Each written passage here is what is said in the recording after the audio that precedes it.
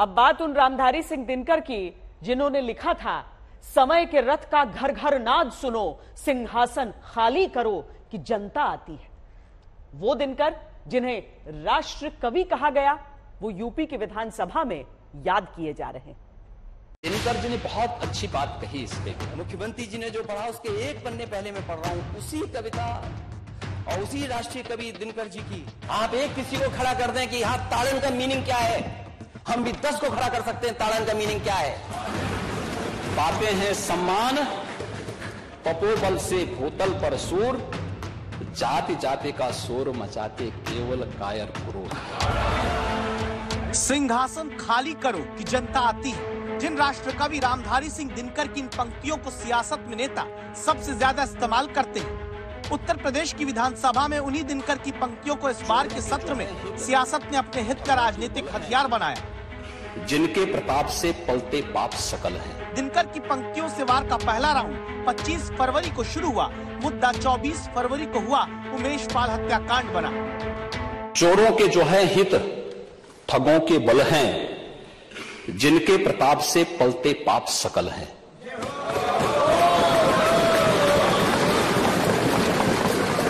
जो छल प्रपंच सबको प्रश्रय देते हैं या चाटुकार जन की सेवा लेते हैं, यह पाप उन्हीं का है। दिनकर की पंक्तियों से वार का दूसरा चरण भी 25 फरवरी को आया। मुद्दा अखिलेश यादव की तरफ से जातीय जनगणना और शूद्र वाला बयान रहा।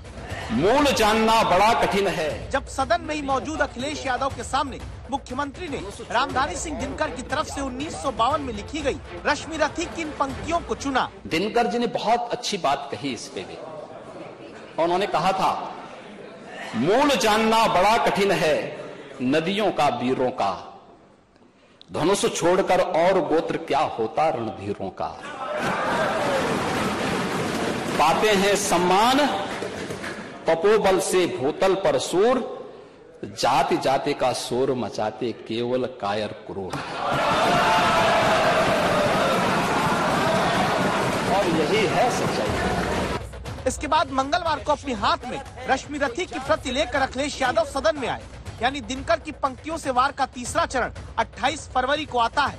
यहाँ भी अखिलेश यादव मुद्दा जातीय राजनीति को बनाते हैं।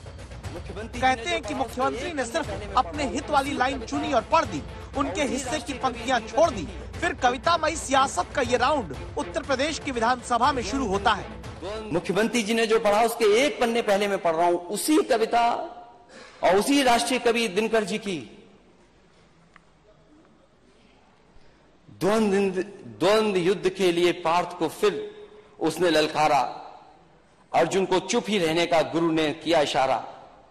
कृपाचार्य ने कहा, सुनो हे वीर युवक अनजान, भारत वंश अवतंस पांडु की अर्जुन है संतान। 7 सर्ग में लिखी गई रश्मि रथी, जिसमें कर्ण को नायक बनाया गया, उसकी पंक्तियां मुख्यमंत्री को घेरने के लिए पढ़ते अखिलेश अटकते रहे। भीतर काले के काले शर्माते हैं नहीं जगत में, जाति पूछने वाले सूत पुत्र हूं मैं, लेकिन थे पिता पार्थ के कौन। साहस हो तो कहो, ज्ञान से जाओ मत मौन। आखिर में कहा भी कि अभी ही खरीदी है तो कैसे पढ़ लेता। अरे पढ़ने नहीं आ रहा इसलिए कि ये किताब आज ही खरीदी है। उत्तर प्रदेश की विधानसभा में रामधारी सिंह दिनकर को याद करने का सिलसिला रुका नहीं हो सकता।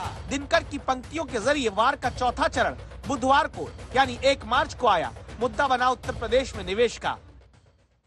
कौन विघ्न ऐसा जग में टिक सके, वीर नर के मग में खम ठोक ठिलता है जब नर, पर्वत के जाते पांव उखड़, मानो जब जोर लगाता है पत्थर पानी बन जाता है।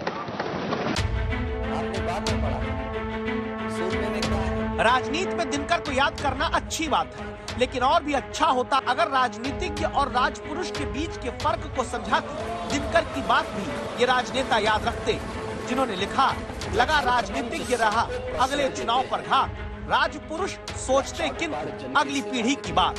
आज तक ब्यूरो।